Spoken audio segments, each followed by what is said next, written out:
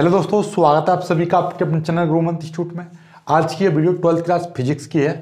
Physics में आपका lesson 9 चल रहा था, तो लेसन 9 यानी कि किरण प्रकाश की चल रही थी, जिसमें से हमने अब तक 8 वीडियो अपलोड कर चुके हैं। ये 9.9 यानी कि 9वें चैप्टर की 9वीं वीडियो है। और आज इसमें आप बहुत ही महत्वपूर्ण टॉपिक यानी कि वेरी मोस्ट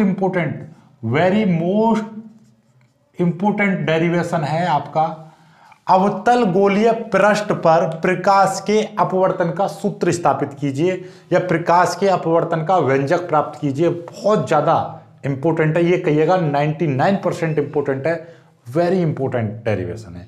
यूपी बोर्ड के किसी ना किसी सेट में ये डेफिनेटली आएगा, इसलिए ढंग से कर लीजिएगा इसको, ठीक है। तो इसके लिए क्या है कि एक हमने अवतल पृष्ठ बना दिया है।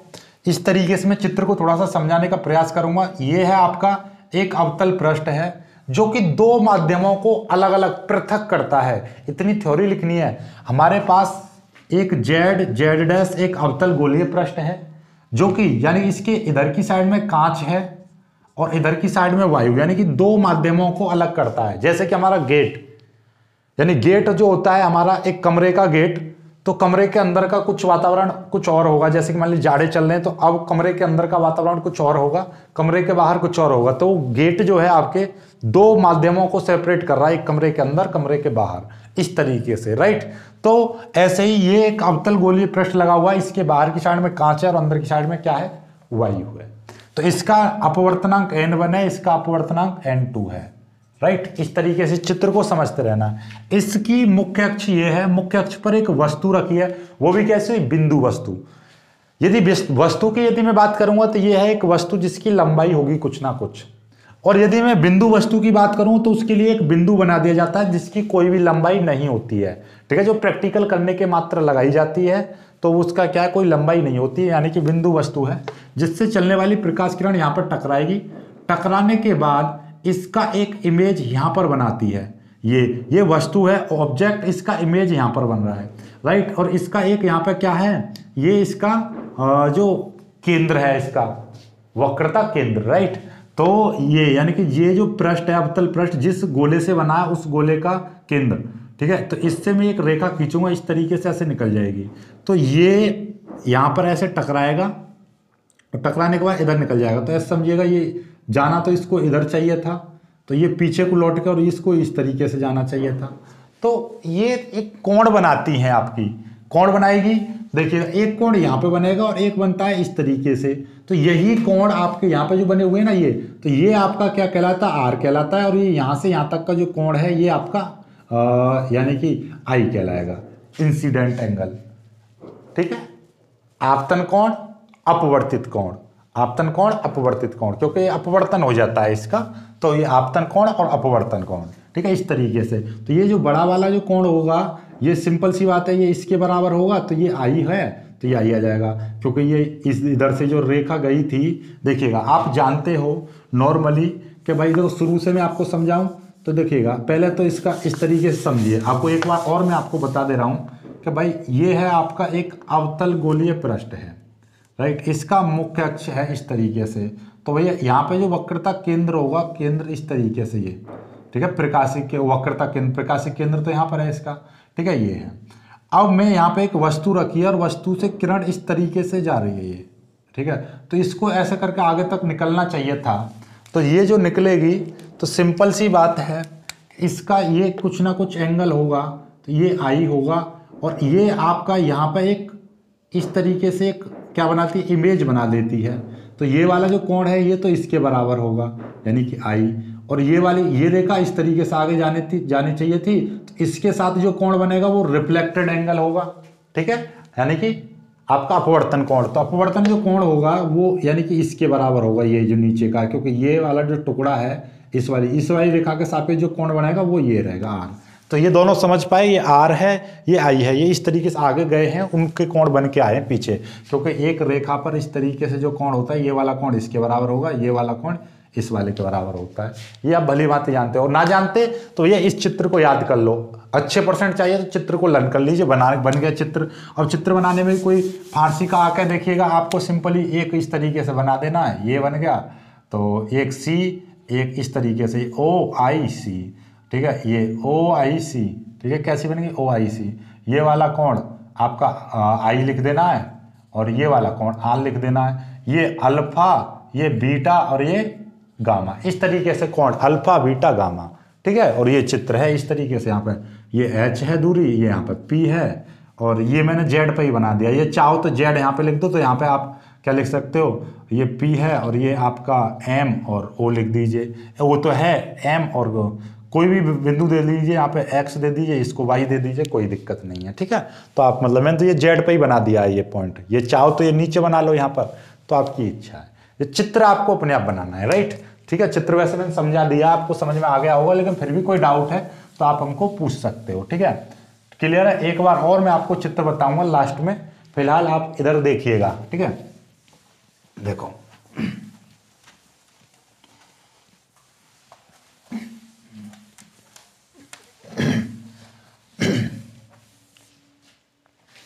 एक कॉन्सेप्ट लगेगा इसमें, जो चीज आपको पता होनी चाहिए, बायोलॉजी वाले स्पेशली ध्यान देंगे कि भाई आप सभी लोग ये जानते होंगे कि भाई एक रेखा पर ये जो कोण होता है ये 180 अंश का बनता है। आप जानते हो सीधी रेखा पर कोण कितने का, 180 अंश का होता है। यदि मैं इस तरीके से कह रहा हूं कि ये वाला जो कोण है ये आपका 130 अंश है, तो ये वाला कितना बचेगा, आप कह सकते हो ये वाला 50 अंश का बचेगा, राइट। चलिएगा, अब मैं यहाँ पर ही आपका इस तरीके से ये इसको रेखा को इस तरीके से खींचते हुए एक कोण बना दे रहा हूँ ऐसे, ठीक है।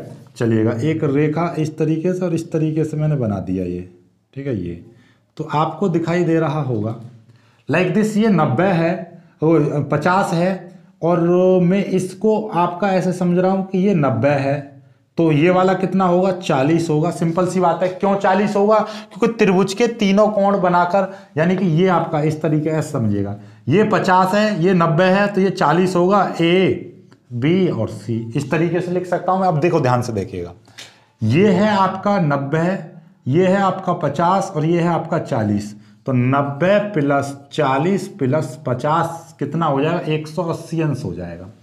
तो आप कह सकते हो कि एक त्रिभुज के तीनों कोणों का योगफल कितना होता है, तीनों कोणों का योगफल 180 अंश होता है। देखो ये भी 180 अंश बैठ रहा है, नहीं कोई भी त्रिभुज ले लो, सभी त्रिभुजों का कोण 180 अंश बैठता है। चलिएगा, और एक जो रेखा होती है उस पर भी कोण कितने का होता है, 180 अंश होता है। तो आपको ये पता है कि इस वाली भुजा पर ये वाला जो कोण 50 है, तो ये वाला कितना होगा, 130 होगा। सिंपल सी बात है, ठीक है। चलिएगा, इस भुजा को मैं थोड़ा सा और आगे कर दे रहा हूँ, ठीक है। इस भुजा को नहीं, इस वाली को भुजा को इस तरीके से आगे कर दे रहा हूँ, और इस वाली भुजा को मैं इस तरीके से आगे कर दे रहा हूँ। ये है A और यहाँ पे लिख दे रहा हूँ मैं B, ठीक है। ये C और ये C है, ऐसा समझ लीजिए, ठीक है। अब देखिएगा जरा ध्यान से कि जब मैं ये 90 है तो सिंपल सी बात है ये भी आपका 90 ही बचेगा, और ये 40 है तो जाहिर सी बात है ये कितना बचेगा, ये वाला जो कोण है आपका 140 बचेगा। क्यों 140 और 140 और 40 जोड़ के तभी तो 180 अंश बैठेगा। ये 90 है और ये 90 है तभी 180 अंश बैठेगा। इस पर ये 50 है तो ये, मतलब समझ रहे हो ना। यानी एक रेखा पर इस तरीके से आपको मैं एक और त्रिभुज बना के दिखा दे रहा हूं। जैसे कि ये त्रिभुज है, सपोज दैट इस तरीके से है कोई त्रिभुज, ऐसे थोड़ा सा और अटपटा सा लूंगा ये, ठीक है। ये है कोई त्रिभुज, ठीक, और इसको मैं आगे कर दे रहा हूँ। ये आपका मैं कह रहा हूँ यहाँ पे आपका 40 डिग्री है, और ये आपका यहाँ पे समझिए 80 डिग्री है, तो ये वाला कितना बचेगा, 60 डिग्री बचेगा। क्योंकि 180 अंश तभी तो बैठेगा, 80 और 60, 8 से 14 140 और 40 कितना हो गया, 100, ठीक है। चलिएगा 180 हो गया, राइट। जब ये 40 है तो ये वाला कोण कितना बचेगा, आप बताइए। आप कहोगे सर कि ये वाला 140 अंश है, ठीक है। चलिए समझ में आ रही है बात। चलिए एक और त्रिभुज लेते हैं, तो आपको मैं वो चीज़ समझाऊंगा। अभी एक चीज़ समझाऊंगा बहुत प्यारी सी, देखिएगा कि भैया ये कह रहा हूं कि ये है आपका 30 डिग्री, ये है आपका 70 डिग्री, तो ये वाला कोण कितना होगा, 70 30 100, ये वाला 80 डिग्री होगा। ये 80 है तो ये वाला कितना बचेगा, ये वाला बचेगा आपका कितना, 100 बचेगा। समझ में आ गई बात भाई। ये 30, ये 70, ये 80 होगा, क्योंकि तीनों का त्रिभुज के तीनों कोण 180 अंश होते हैं। तो और ये वाला कितना बचेगा, 100 बचेगा। क्यों, क्योंकि ये 100 क्यों बच रहा है, आप समझ रहे हो ना कि भैया एक त्रिभुज पर ये वाला 80 है, तो जाहिर सी बात है ये वाला 100 होगा, तभी तो दोनों मिलकर 180 अंश होगा। ठीक है, इतना तो बायोलॉजी वाले समझ रहे होंगे। अब देखिएगा मैं एक चीज समझ के आ रहा हूं कि ये वाला क्या है, बाहर वाला कोण है, त्रिभुज के बाहर वाला जो कोण है, त्रिभुज के दो कोणों के योगफल, उन दो कोणों के योगफल बराबर होता है जो उस कोण से अलग हैं। यानी कि इस देखो ये वाला, ये कहलाएगा बहिष्कोण, तो ये बाहर वाला कोण है, यानी कि ये बहिष्कोण, ये वाला जो कोण है त्रिभुज के अंदर के दो कोणों के योगफल के बराबर। देख लो 8 6 14 180 अंश। देखो ये वाला 130 है, तो मतलब ये वाला जो सी वाला कोण है अंदर के दोनों, यानी 9 90 और 40 कितने होंगे, 90 और 40 130। मतलब समझ गए। देखिए ये 100 बैठ रहा है, यानी कि ये वाला बहिष्कोण इन दोनों के योगफल के बराबर बैठेगा। 70 और 30 100 हो गए। ठीक है, समझ पाए बातों को। या आप देख लीजिए, ऐसा देख लीजिए, जरूरी नहीं है कि ये वाला बहिष्कोण हो, ये वाला बहिष्कोण ले लो, ये वाला देखो, ये वाला जो बहिष्कोण है, ये वाला जो कोण कितना बैठेगा, इन दोनों के योगफल 6 40 6 और 60 कितना हो जाएगा 100, ये 100 बैठेगा। देख लो, नहीं तो 100 और 80 180 बैठेगा ना बेटा। ये वाला देख लीजिए, ये वाला कितना होगा, इन दोनों को जोड़ दो, 8 4 12 120 अंश, क्योंकि 120 और 60 कितना हो गया 180 अंश। तो समझ पाए, यानी कि कोई भी बहिष्कोण अंदर के दो कोणों के योगफल के बराबर होता है। ठीक है, चलिएगा। तो बस ये चीजें आपको बहिष्कोण को याद कर लेना। बहिष्कोण का मैंने कंसेप्ट दिया है आपको कि त्रिभुज के बाहर वाला कोण त्रिभुज के अंदर वाले दो कोणों के योगफल के बराबर होता है। क्या, त्रिभुज के बाहर का कोण त्रिभुज के अंदर के दो कोणों के योग के बराबर होता है। ये चीज है मेरे को सिखानी थी, तो आप लोग सीख गए होंगे। चलिएगा, अब ये डेरिवेशन जो है आपका बहुत ही प्यार से लवली तरीके से सॉल्व हो जाएगा। डेरिवेशन देख लीजिएगा एक बार, मैं फिर से आपको बता दे रहा हूं। ठीक है, चलिएगा। अब मैं यहां पे त्रिभुज लूंगा, पहले त्रिभुज लूंगा OZM, त्रिभुज OZM, M से क्या हो जाएगा, बहिष्कोण। कौन सा है बहिष्कोण, इसमें देखिएगा ओ, ये देखिएगा इस तरीके से जा रही है आपकी OZM, इस तरीके से देखिएगा, ये इस तरीके से यहां पे है O, और सॉरी OZC में चलो, OZC,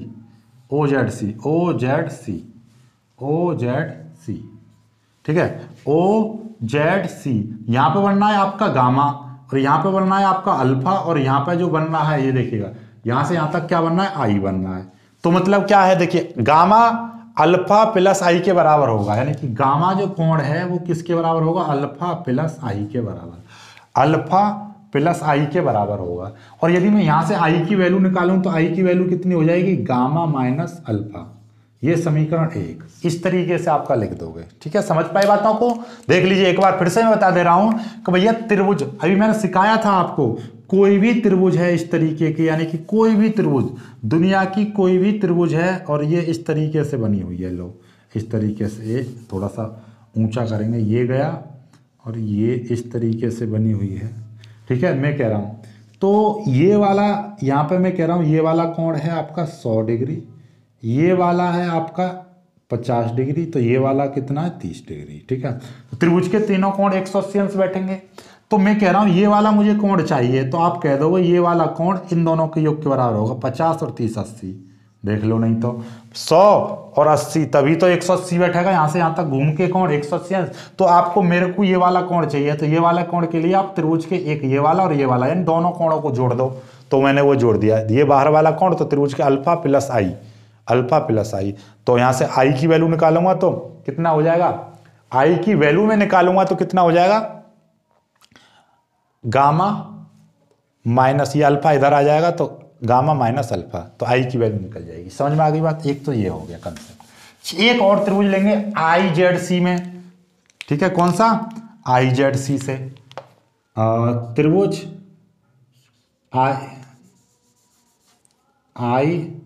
IZC से, इसमें भी वही बहिष्कोण लगाओ। इसमें बहिष्कोण कौन सा लगेगा, देखिएगा IZC, ये गामा बराबर लगाइएगा, गामा बराबर, इसमें क्या है देखिए गामा, इसमें R और अल्फा, तो क्या हो जाएगा R प्लस बीटा। देखिएगा ये इस तरीके से है ना, ये आई, यहाँ पे क्या है C है जो गामा बन रहा है इस तरीके से, और ये आपका I है, यहाँ पे क्या बन रहा है बीटा, और यहाँ पे बन रहा है आपका R। तो गामा बराबर क्या हो जाएगा, ये वाला और ये वाला R प्लस बीटा। ठीक है, ये चीज़ आ गई। और तो यहाँ से आप सिंपली, यहाँ से क्या चीज़ है, ये गामा बराबर R प्लस बीटा, तो यहाँ से R की वैल्यू निकालोगे तो कितना हो जाएगा, R की वैल्यू निकालोगे तो हो जाएगा आपका गामा माइनस बीटा। ये समीकरण 2 मान लीजिए, राइट। ठीक है, ये समीकरण 2 हो गए। आप एक चीज भली भांति जानते हो, क्या चीज जानते हो आप एक चीज बहुत ही अच्छे से जानते हो, बहुत ही भली भांति जानते हो, वो क्या है कि स्नेल का नियम क्या होता था। ठीक है, प्रकाश का अपवर्तन हमने सिखाया था, तो प्रकाश के अपवर्तन का दूसरा नियम क्या था, यहां पे लिखोगे वी नो दैट, हम जानते हैं, क्या जानते हैं कि भैया sine i upon sine i upon sine r बराबर होता है एन। ये होता है, अभी इसकी थ्योरी नहीं लिख पाया तो मुझे याद हो गई। ठीक है, चलो अब मैं याद करवा दूंगा आपको, ठीक है, बाद में बता दूंगा। तो ये हो गया, राइट। चलिएगा, क्योंकि ये लेंस बहुत, ये जो दर्पण लगाया है, ये जो गोलीय, जो अवतल गोलीय पृष्ठ है, ये गोलीय पृष्ठ कैसा, बहुत ही पतला है, बहुत ही छोटा है, बहुत ही सूक्ष्म है, इसलिए साइन को छोड़ देंगे क्योंकि बहुत सूक्ष्म गोली है। तो यहाँ पे लिख देंगे चूंकि ये जो है पृष्ठ, यानी कि अवतल पृष्ठ बहुत सूक्ष्म, यानी बहुत पतला, बहुत पतला यानी कि सूक्ष्म है, बहुत छोटा है, अतः हम साइन को छोड़ देंगे। इसीलिए साइन को छोड़ने पर, आप ऐसे लिख देना हिंदी में, ठीक है, साइन को छोड़ने पर, साइन को छोड़ देंगे तो यहां के बाद में क्या हो जाएगा देखिएगा, तो ये बचेगा आपका आई अपॉन आर बराबर एन, आई अपॉन आर बराबर एन बचेगा, राइट।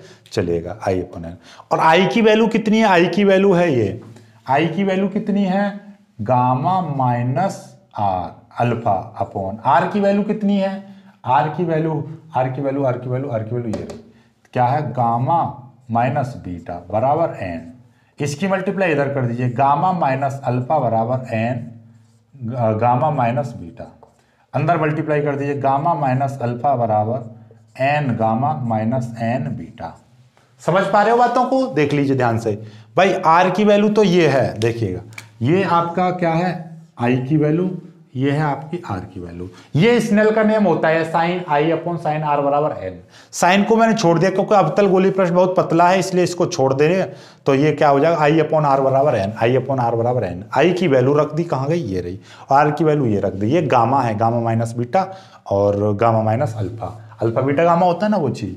इसकी मल्टीप्लाई इधर कर दी, ये चीज आ गई, अंदर मल्टीप्लाई एन की multiply n gamma n beta, gamma को इधर ले जाइए, इसको इधर ले जाइए, तो ये क्या हो जाएगा, ये बचेगा आपका गामा माइनस एन गामा बराबर, अल्फा इधर जाएगा तो प्लस का हो जाएगा माइनस एन बीटा, ये है ही। यहाँ से गामा कॉमन ले लेंगे तो कितना बचेगा, 1 माइनस एन बराबर ये गामा माइनस एन बीटा। इसको समीकरण 3 मान लिया आपने, ठीक है, समीकरण 3। यहाँ तक क्लियर हो गया, यहाँ तक तो कोई समस्या नहीं हुई होगी, यहाँ तक कर लीजिए। अब देखिएगा, आप जानते हो अल्फा बीटा गामा 3 चीज आ रही हैं, तीनों चीजों की हम वैल्यू निकालेंगे, तीनों चीजों की क्या निकालेंगे, वैल्यू निकालेंगे। ध्यान से समझना जरा, इसमें अब चित्र से काम लेंगे हम, चित्र से हम काफी सारी वैल्यू पता करेंगे। देखिएगा क्या, क्योंकि ये क्या है, ओ जो है बिंदु वस्तु है, तो यहां से P से O तक की जो दूरी या M से O तक की जो दूरी है वो क्या कहलाएगी आपकी। देखो आप पहली बात तो ये कि ये जो वैल्यूज है, यानी कि जो M और P है, ये बहुत ज़्यादा सूक्ष्म है, क्योंकि लेंस बहुत पतला है, इसीलिए ये वाले बिंदु में हम कोई भी डिफरेंस नहीं मानेंगे, ठीक है। जैसे हम अवतल दर्पण वाले किए थे वही चीज़, मतलब ये कि जैसे OP जो वैल्यू है वो लगभग किसके बराबर है, OP जो वैल्यू है वो OM के बराबर है, ठीक है, और IP जो वैल्यू है वो IM के बराबर है, और जो आपका CP की जो वैल्यू है वो किसके बराबर है, CM के बराबर है। यानी कि यहाँ से यहाँ तक की दूरी निकाल लो या यहाँ से यहाँ तक की दूरी, तो मतलब ये दूरी का कोई इफेक्ट नहीं पड़ेगा। ये थोड़ी ज़्यादा लग रही है ऐसे चित्र में, तो ये ज़्यादा दिखाई दे रही है कि इतनी बड़ी दूरी है, लेकिन वास्तव में ये क्या है, ये एक झुकाव होता है, यानी कि लेंस कितना थोड़ा सा मोटा है, मान लीजिए ऐसा हल्का सा मोटा पड़ रहा है, यानी कि कोई जैसे आपका मोबाइल का कांच है, इसमें हल्का सा मैं कर्व दे दूं, एक हल्का सा कर्व, छोटा सा, ये ऐसा करके थोड़ा सा नब जाए,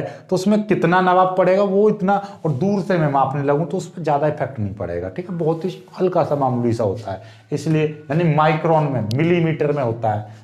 ठीक है, तो इसलिए इसको छोड़ देते हैं, और ये दूरी ज़्यादा बड़ी होती है उसकी सापेक्ष नगण्य मानकर छोड़ दिया जाता है।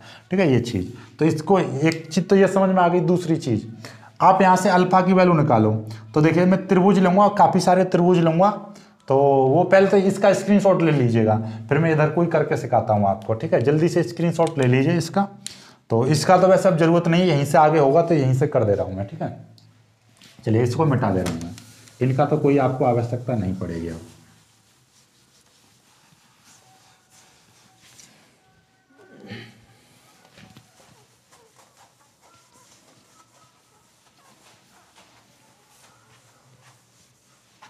देखिए चित्र से तो चली रही है बात, चित्र से देखिए बहुत ही प्यार से हम समझाएंगे आपको।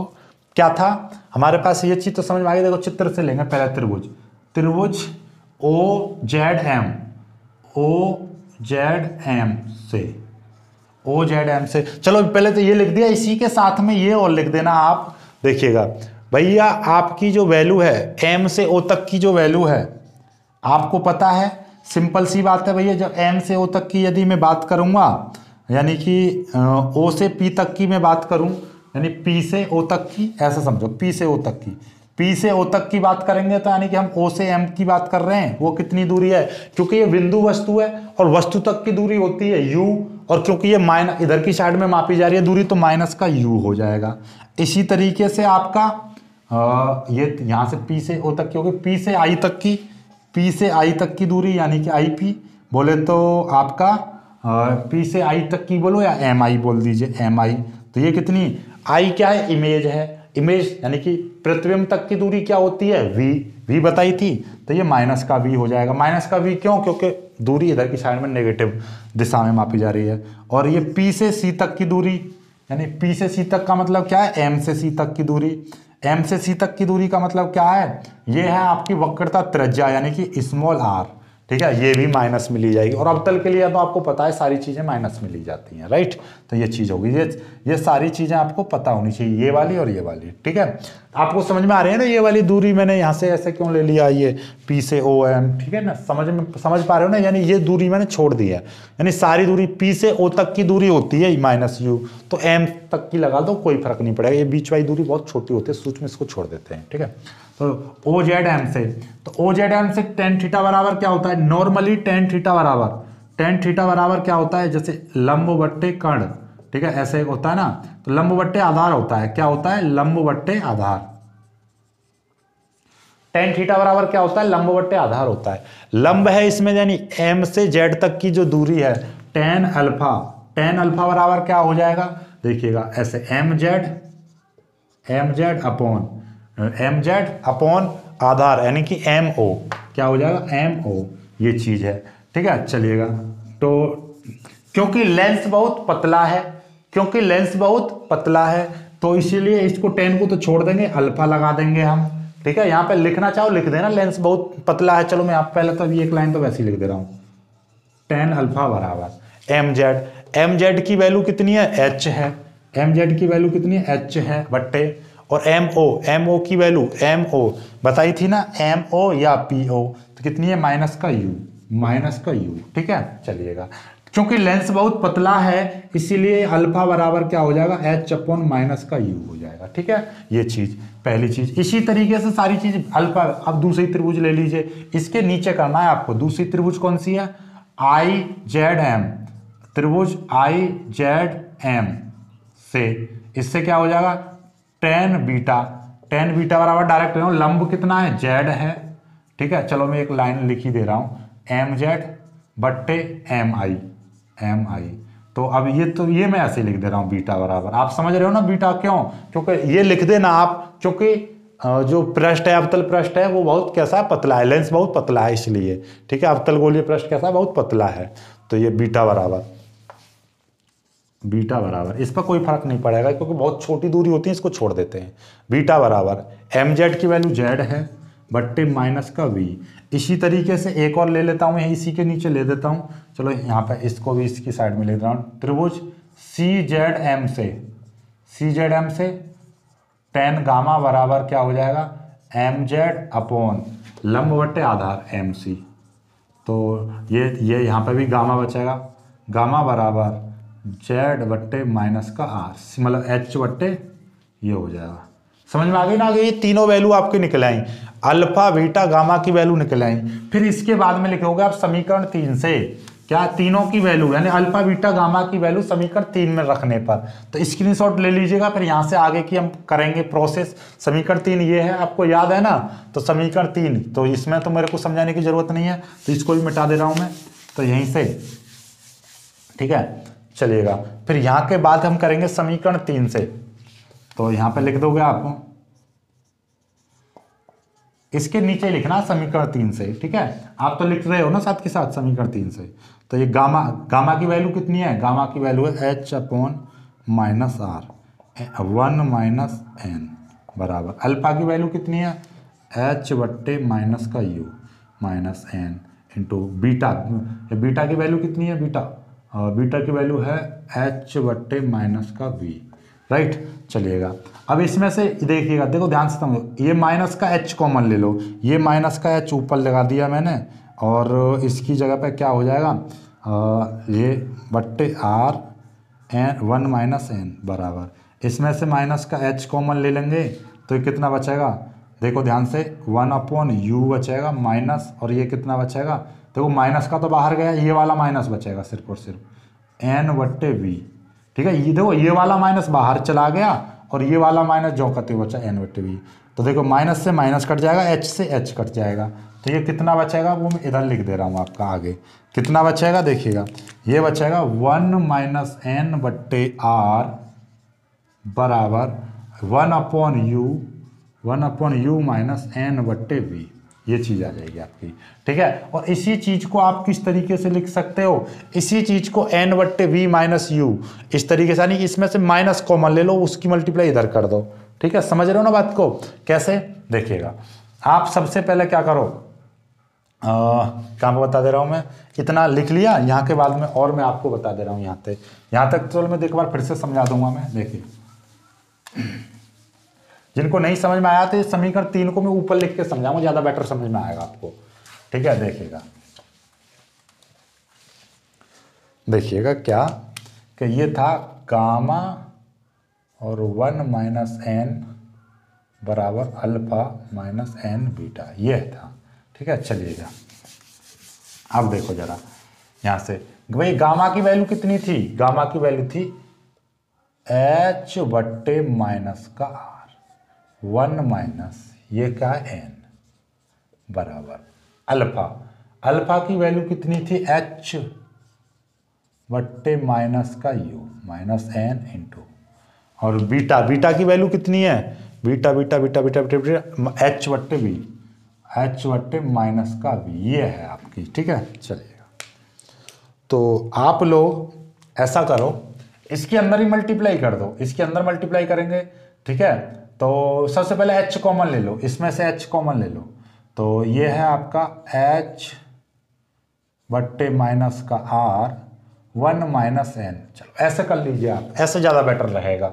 इसमें से H कॉमन ले लो तो कितना हो जाएगा 1 अपॉन माइनस का U, और माइनस माइनस ये कितना हो जाएगा प्लस N बट्टे V, इतना आ जाएगा आपका, ठीक है। समझ पाए बातों को, देखो बस H तो ये ऊपर वाला H तो बाहर ले लिया कॉमन, तो 1 बट्टे माइनस का U, और ये माइनस की माइनस में मल्टीप्लाई होगी प्लस का N बट्टे V बचाएगा, क्योंकि H तो बाहर निकल गया, इस H से ये वाला H कट जाएगा, तो 1 माइनस N बट्टे, क्योंकि अब देखिएगा ध्यान से, इसकी अंदर मल्टीप्लाई होगी माइनस की, तो ये कैसे करोगे आप देखो ध्यान से, ये है 1 माइनस N बट्टे माइनस का R है, माइनस की मल्टीप्लाई ऊपर होगी तो ये N माइनस 1 बट्टे R हो जाएगा। समझ पाए बातों को, माइनस ऊपर तो माइनस का तो 1 हो जाएगा, N प्लस का हो जाएगा, तो इसीलिए मैं यहाँ पे माइनस की मल्टीप्लाई ऊपर कर दे रहा हूँ, तो N माइनस 1 बट्टे नीचे हो जाएगा R बराबर, और ये देखिएगा N बट्टे V को मैं आगे लिख दे रहा हूँ और 1 बट्टे U को मैं पीछे लिख दे रहा हूँ, कोई फर्क पड़ा? इस तरीके से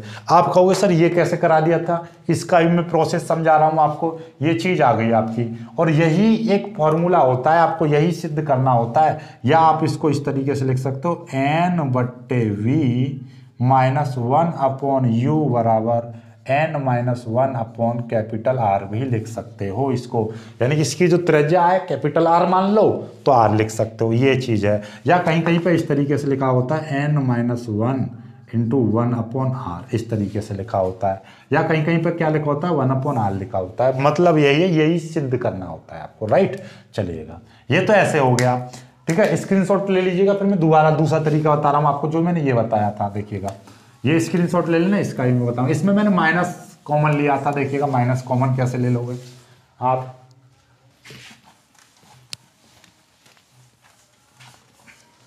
देखिएगा माइनस कॉमन कैसे लेना है। ये माइनस का h ऊपर लिख दिया, नीचे R है, 1 - n बराबर। यहां से देखिएगा माइनस का h कॉमन ले लूं तो ये कितना बचेगा, 1/u बचेगा। ये माइनस का गया, h गया, तो ये माइनस का n/v इतना बचेगा। माइनस से माइनस कट गया, h से h कट गया, तो 1 - n/R बराबर 1/u -n/v इतना आ गया, राइट।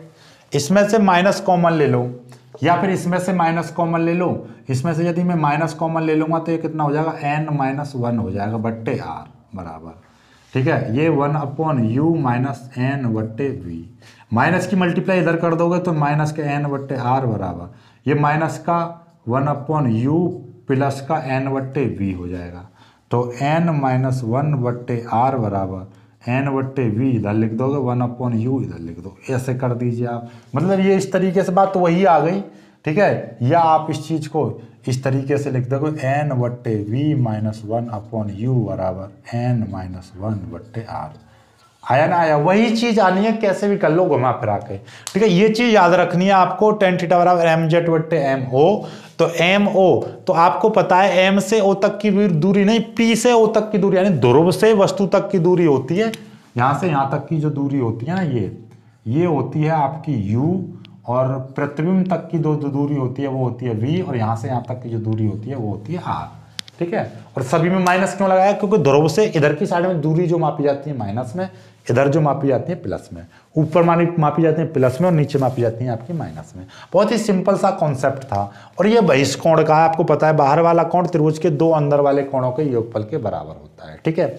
चलिएगा, अब इसमें थ्योरी कितनी लिखनी है, थ्योरी ज्यादा नहीं लिखनी, बस इतना लिख देना। माना हमारे पास एक ZP Z' या Z' एक अवतल गोलीय पृष्ठ है, जिसकी मुख्य अक्ष पर एक बिंदु वस्तु O रखी है, जिससे चलने वाली प्रकाश किरणें अपवर्तन के बाद एक प्रतिबिंब, आभासी प्रतिबिंब I' बनाती है, एक प्रतिबिंब I' बनाती है, जो कि इस प्रकार है, ठीक है। बस इतना लिख के नहीं, आपको चित्र में आपको जितना ही मैंने कराया वो करने लग जाएंगे। आई होप कि आपको ये समझ में आ गया होगा। डेरिवेशन को एक बार नहीं 3 बार देखना, फिर भी समझ में नहीं आए तो कमेंट कर देना, फिर मैं दोबारा समझा दूंगा आपको, दोबारा करके बता दूंगा, ठीक है। पर इस डेरिवेशन को कर लेना काफ़ी बार, क्योंकि ये वेरी मोस्ट इंपॉर्टेंट है। मैंने बता दिया 99% इंपॉर्टेंट है। यूपी बोर्ड, आरबीएसई बोर्ड और आपका बिहार बोर्ड के लिए तो बहुत बहुत बहुत ज़्यादा, और एमपी बोर्ड के लिए, यानी इन चारों बोर्ड के लिए तो बहुत ज़्यादा बेनिफिशियल है, बहुत ज़्यादा इंपॉर्टेंट है। तो आज की वीडियो में सिर्फ इतना ही। वीडियो को लाइक करना, अपने दोस्तों के साथ शेयर करना, जो बच्चे नए हैं वो चैनल को सब्सक्राइब कर लेना भाई, जल्दी से 1 लाख सब्सक्राइबर करा दीजिए, तो हम आपके लिए एक गुड न्यूज का ऐलान करेंगे, और बहुत अच्छा प्लान है जो आपके सामने मैं रखूँगा। सो जल्दी से करवाइए। तो बाकी मिलते हैं खूबसूरत सी वीडियो, तब तक ले बाय बाय, जय हिंद।